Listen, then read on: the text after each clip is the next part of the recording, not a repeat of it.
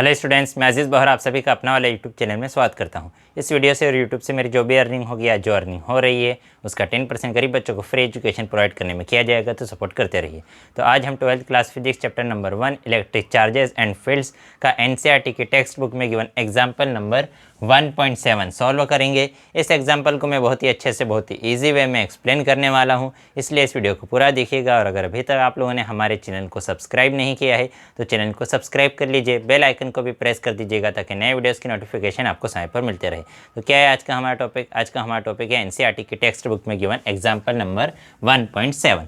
क्या है उसका statement? Consider the charge q q and minus q placed at the vertex of an equilateral triangle. हमें एक equilateral triangle given है, और क्या गिवन है कि इसके जो वर्टेक्स है ए बी एंड सी, इन तीनों वर्टेक्स पर 3 चार्जेस रखे हुए हैं। हमने कंसिडर कर लिया वर्टेक्स ए पर कौन सा चार्ज रखा है, क्यू, वर्टेक्स बी पर भी क्या रखा है, क्यू, और वर्टेक्स सी पर क्या रखा है, माइनस क्यू चार्ज। ठीक है, तो हमें क्या फाइंड आउट करना है? Shown in figure what is the force on each charge. तो हमें बताना कि हर चार्ज पर कितना फोर्स लग रहा है। मतलब यहाँ पर ये जो Q1 चार्ज रखा है इस पर नेट फोर्स कितना है, Q2 चार्ज जो रखा है इस पर नेट फोर्स कितना है, और ये जो Q3 चार्ज है इस पर नेट फोर्स कितना है। तो फाइंड आउट कर लेते हैं। तो देखो, ये जो चार्ज Q1 है इस पर Q2 चार्ज क्या करेगा, फोर्स लगाएगा, Q3 चार्ज भी क्या लगाएगा, फोर्स। तो ये भी Q1, ये Q और ये Q दोनों सेम चार्जेस है, दोनों पॉजिटिव चार्ज है। तो दोनों पॉजिटिव चार्ज है तो फोर्स कौन सा लगेगा, रिपल्शन का फोर्स। तो Q1 चार्ज पे Q2 चार्ज जो फोर्स लगाएगा वो कौन सा फोर्स रहेगा, फोर्स ऑफ रिपल्शन। तो वो उसे अपनी तरफ से दूर भेजेगा। ये Q2 क्या करेगा, उसे रिपल करेगा, अपने से दूर भेजेगा, तो उस डायरेक्शन में फोर्स लगाएगा। तो इस डायरेक्शन में फोर्स लगाएगा कौन, Q2। किस पर, Q1 पर। कहाँ फोर्स लगाएगा, इस डायरेक्शन में। ये फोर्स किस पे लगा, Q1 पे फोर्स लगा।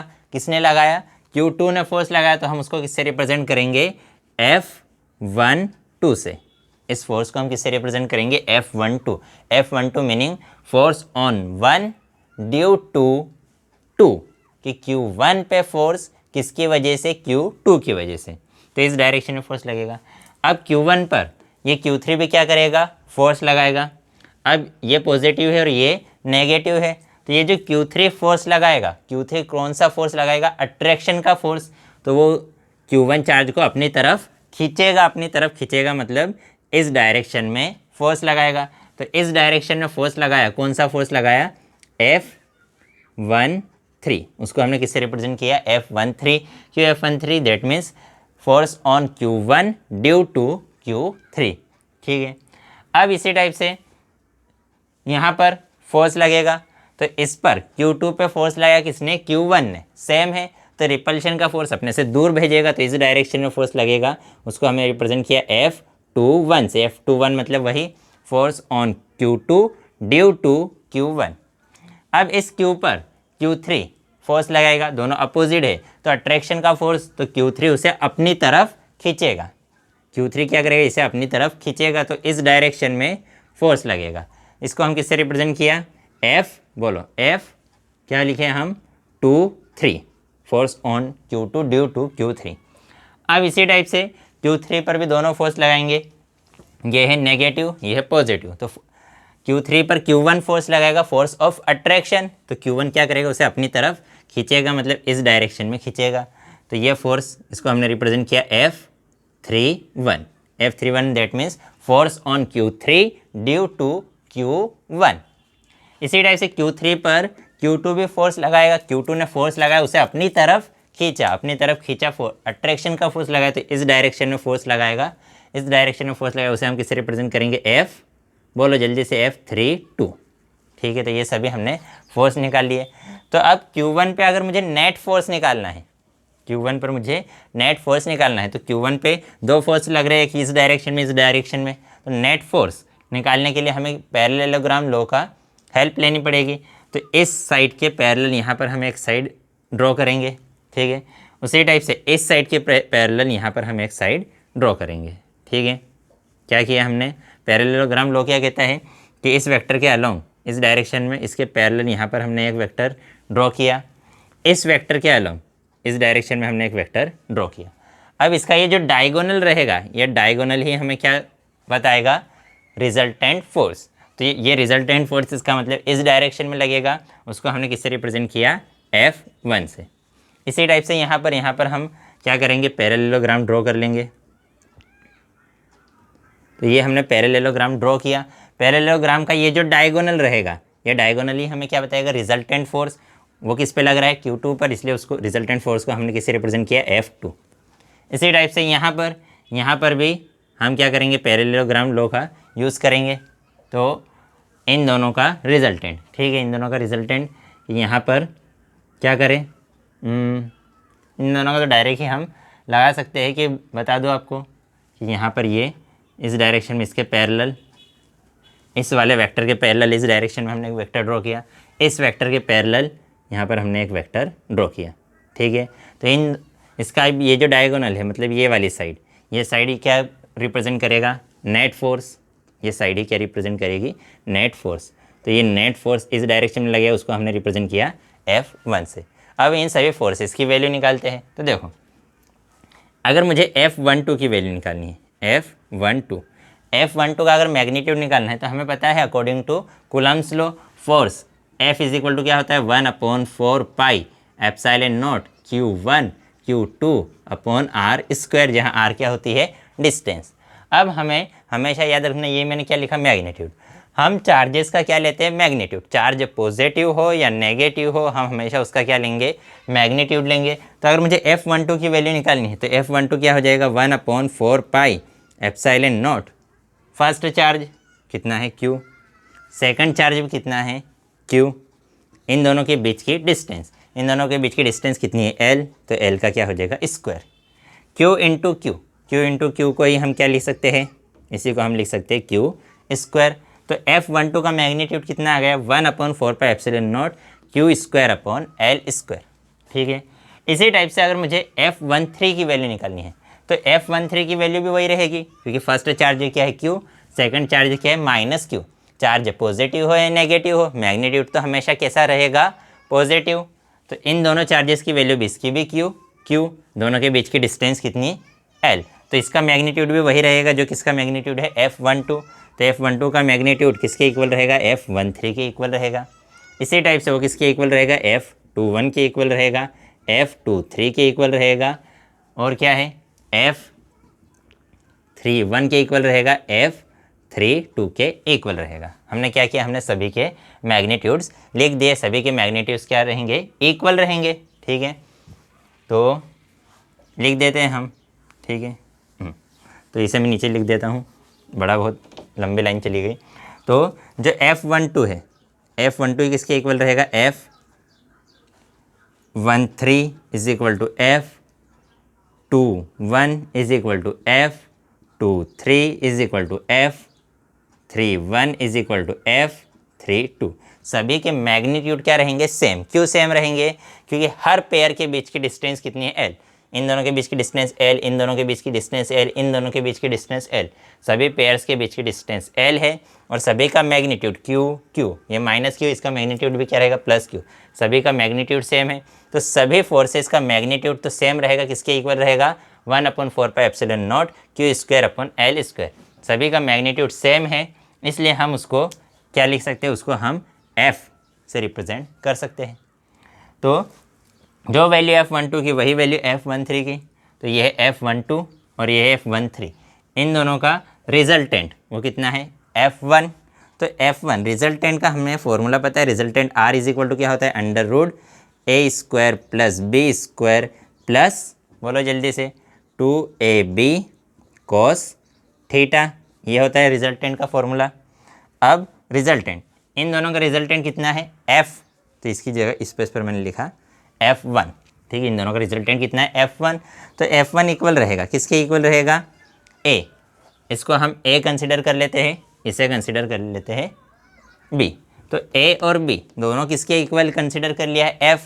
तो A की वैल्यू भी है F, B की वैल्यू भी कितनी है, F +2। A की वैल्यू फिर से F, B की वैल्यू फिर से F, cos थीटा। थीटा क्या है, angle between A and B, या यूँ कहें angle between F12 and F13, मतलब ये वाला एंगल। देखो हमें पता है एक स्ट्रेट लाइन अगर होती है तो स्ट्रेट लाइन का टोटल एंगल कितना होता है 180 डिग्री। स्ट्रेट लाइन का टोटल एंगल 180 डिग्री। तो मतलब ये यहाँ से लेकर यहाँ तक टोटल एंगल कितना है 180 डिग्री। लेकिन हमें ये भी पता है कि इक्विलैटरल ट्राइंगल में ये एंगल कितना रहेगा 60।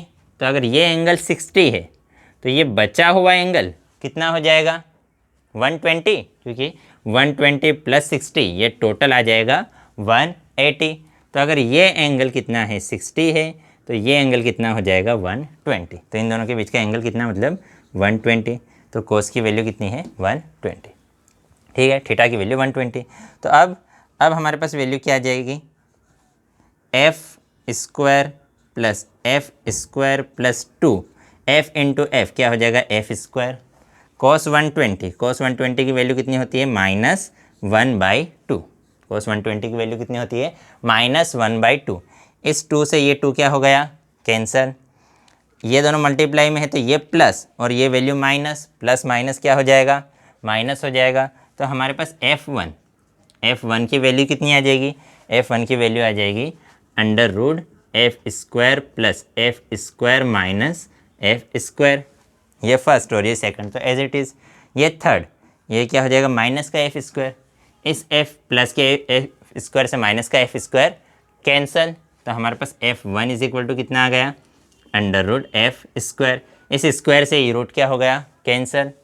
तो F1 किसके इक्वल आ गया f के इक्वल। मतलब जो f की वैल्यू है मतलब जो F12 की वैल्यू है वही किसकी वैल्यू आ गई F1 की वैल्यू। ठीक है, इसी टाइप से हम F2 की वैल्यू निकाल सकते हैं। तो ये एंगल कितना है 60। अगर ये एंगल 60 है तो ये एंगल कितना हो जाएगा 120।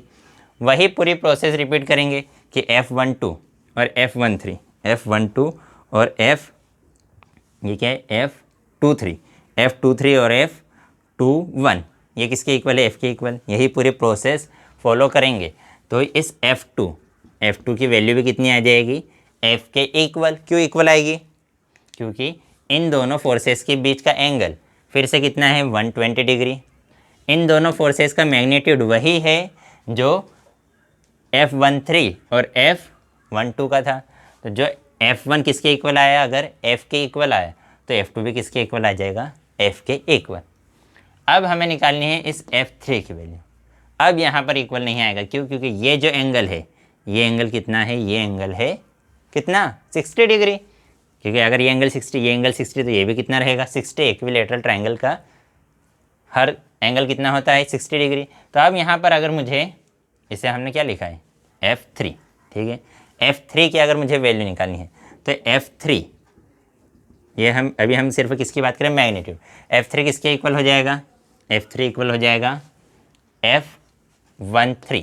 ठीक है, फर्स्ट है कि स्क्वायर F13 का स्क्वायर प्लस F12 का square plus 2 F13 F121 cos theta.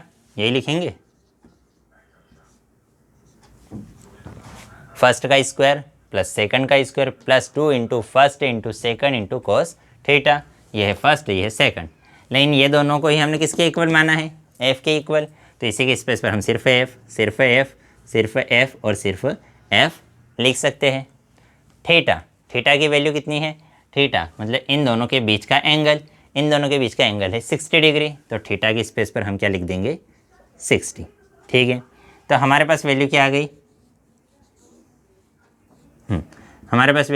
F² plus F² plus 2 F into F कितना हो जाएगा F² कॉस 60। कॉस 60 की वैल्यू होती है 1/2। कॉस 60 की वैल्यू कितनी होती है 1/2। तो इसकी स्पेस पर हम लिखेंगे 1/2। 2 से ये 2 क्या हो गया कैंसल। तो वैल्यू कितनी आ गई ये है F² plus F² plus F²। तो 1 + 2 + 3 कितना हो जाएगा √3F²। अब ये √3 तो एज इट इज़ ये F² रूट के बाहर। तो रूट के बाहर क्या आया सिर्फ F। तो F3 की वैल्यू कितनी आ गई √3F। मतलब इस वाले चार्ज पर नेट फोर्स कितना लग रहा है √3F लग रहा है। और इस F की डायरेक्शन कहाँ है ये एफ का वैल्यू है हमारे पास, एफ मतलब ये 1/4πε0 Q square upon L square. अब इन सभी की डायरेक्शन अगर लिखे तो देखो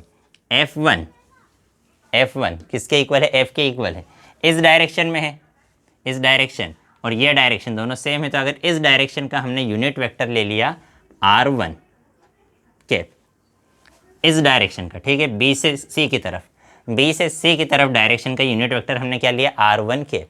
तो ये डायरेक्शन और F1 की डायरेक्शन, दोनों की डायरेक्शन सेम है। तो इसकी डायरेक्शन को शो करने के लिए हम यहाँ पर क्या लिख देंगे, R1 कैप। तो ये जो F1 है, F1 किसके इक्वल आ गया, FR1 कैप के इक्वल। अब इस वाली डायरेक्शन का यूनिट वेक्टर हमने कंसिडर कर लिया R2 कैप। तो ये डायरेक्शन और F2 की डायरेक्शन, दोनों डायरेक्शन सेम है। ये वाली डायरेक्शन और F2 की डायरेक्शन, दोनों डायरेक्शन सेम है। तो अगर इस डायरेक्शन का यूनिट वेक्टर R2 है तो ये वाली डायरेक्शन मतलब F2 की डायरेक्शन शो करने के लिए हमने यहाँ क्या लिखना पड़ेगा, R2 कैप। अब F3 की अगर हमें डायरेक्शन शो करना है तो F3 की डायरेक्शन शो करने के लिए इस नीचे वाले डायरेक्शन का हमें एक यूनिट वेक्टर लेना पड़ेगा।